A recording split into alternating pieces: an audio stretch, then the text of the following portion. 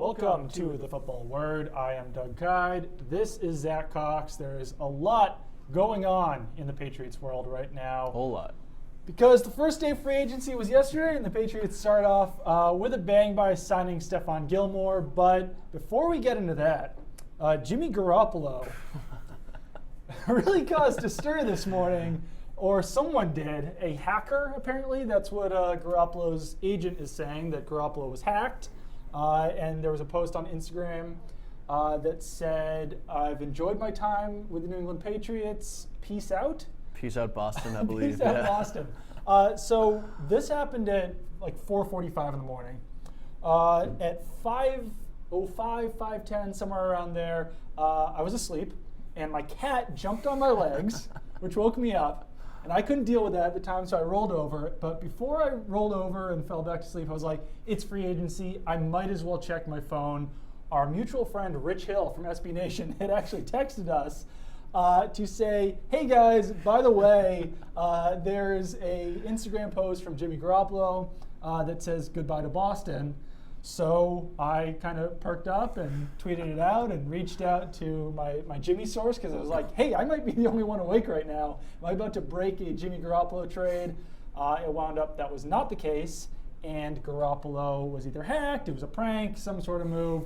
But yeah, I think that these hackers need to be a little bit more considerate of our sleep, because I was not very happy to be awake at 5 in the morning trying to figure out whether or not Jimmy Garoppolo was on the move. Yeah, this is and if you're a hacker too, you gotta do a little better than this. Yeah. Like, this was not worth hacking. I'm kind of interested to see.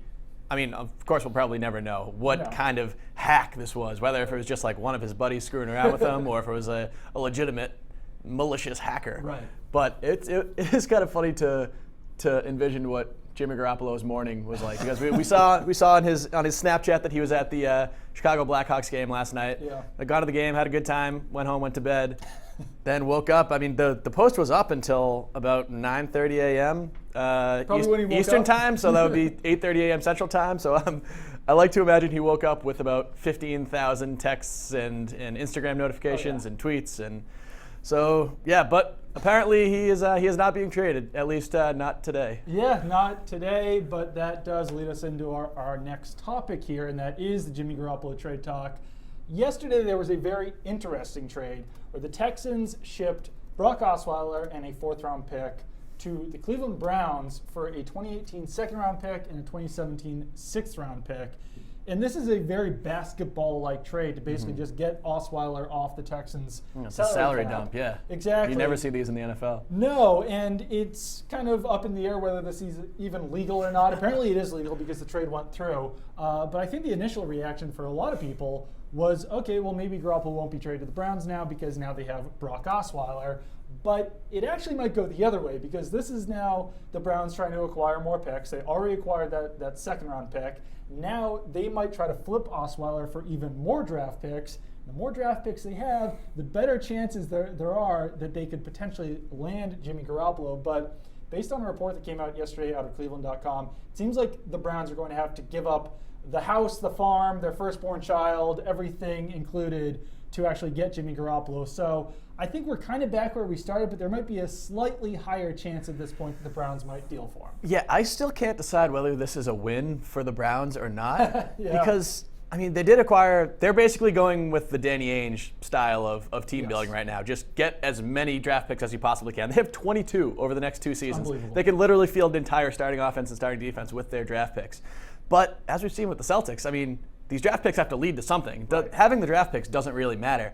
And if the Patriots were that hesitant to trade Jimmy Garoppolo for, say, the number 12 pick, is it really going to matter if they have another 2nd-round pick in there?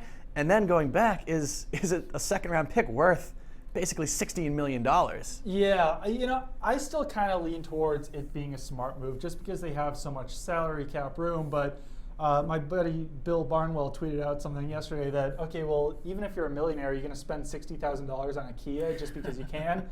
It's a fair point, especially since teams can carry over cap room and the Browns could potentially spend even more. And I think it will just be very interesting to see how the Browns actually build over the next few years, because they are building like a basketball team, but it's a lot easier to build a basketball team through these draft picks because there's less draft picks each year.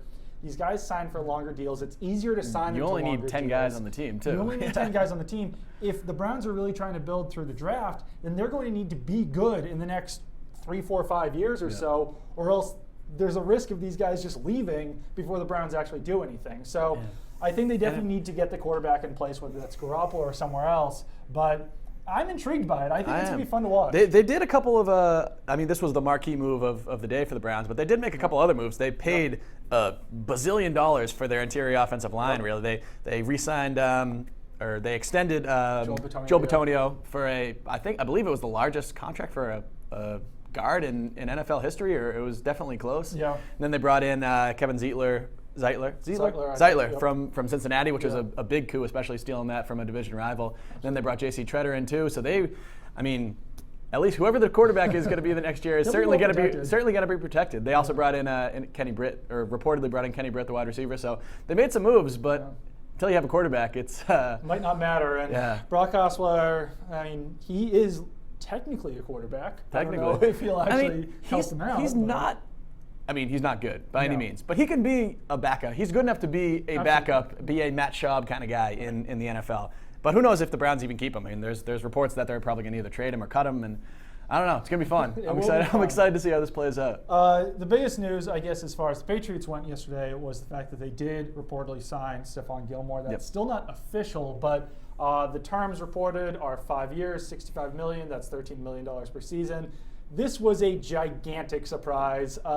It came about an hour after I posted a column saying, don't expect the Patriots to make a splash move. Then they made a splash move. That's always the way it works. That's on me, guys. I apologize. But it's also a position and a player that no one really expected them to bring in because they have Malcolm Butler under contract, or not technically under contract, but he's a restricted free agent, so they knew that they'd at least have him for this year, or they'd get a first-round pick. Logan Ryan was a free agent. They've got Eric Rowe, so it definitely came as a big surprise, but I guess more so than what Gilmore is as a player. He's a good player. I think he's probably worth the $13 million that they paid him. $40 million guaranteed is a lot, but the salary cap is high. So I don't think there's nothing to panic over. But the real issue here is what happens to Malcolm Butler at this point. And that might just be a wait-and-see situation. The report out there yesterday was that they were working on a trade for Brandon Cooks that would send Butler to the Saints. That hasn't happened yet.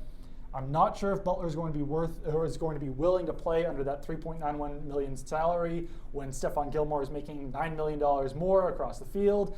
And I don't know if he's going to be willing to sign a salary extension or a contract extension for less than what Gilmore's making. So this kind of threw everything up in the air. I didn't think he was going to be particularly happy with the $3.9 million tender anyway. Regardless, yeah. But, I mean, if they didn't get Gilmore, maybe he could just say, okay, I'm going to do this for this year. I know I'm going to make a huge contract next year no matter what. But now, I mean, you've been a number one cornerback on a Super Bowl winning team for basically the last 2 years. Now you're going to be making $9 million less than the guy that's playing right across the field from you, who you probably believe you're a better player than. Right.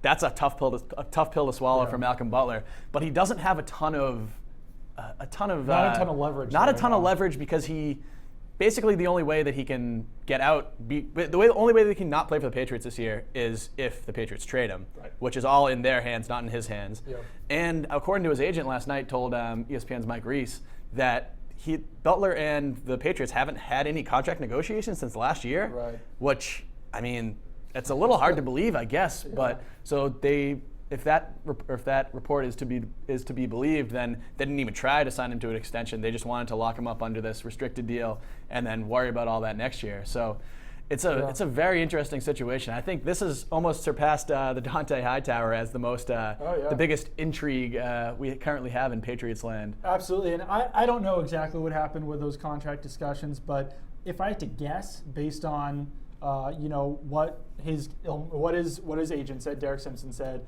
and then what they did with Stephon Gilmore and kind of where we stand right now, I would assume that the Patriots put a number on the table. I would assume that Butler and his camp said no at the time, and that's probably the number that the Patriots are willing to go to. So until they say yes, that's pretty much all the discussion that's going to go on, because that's basically the Patriots' modus operandi is to just shoot out a figure, and if the other team or the other player doesn't accept it, then they just kind of move on. And they did move on with Gilmore. Gilmore said yes, so now they've got their starting cornerback, they've got that number one guy, and they don't really have to worry too much about Butler at this point. They can have him play under that $3.91 million salary. And like you said, there's not a ton that Butler can do. He can hold out for a little bit, but it's not really going to do him that much good, because if he holds out for the whole season, then he's kind of right back where he started. So he might be hoping for a trade at this point.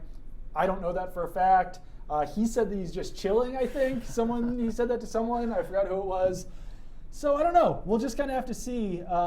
But it's certainly an interesting situation. It's interesting that they could end up losing both of their starting corners this offseason. We expected them to lose one, but losing both. I mean, after Logan Ryan is now a proud member of the Tennessee Titans, joining fellow Rutgers alum Jason McCourty Yes. down there.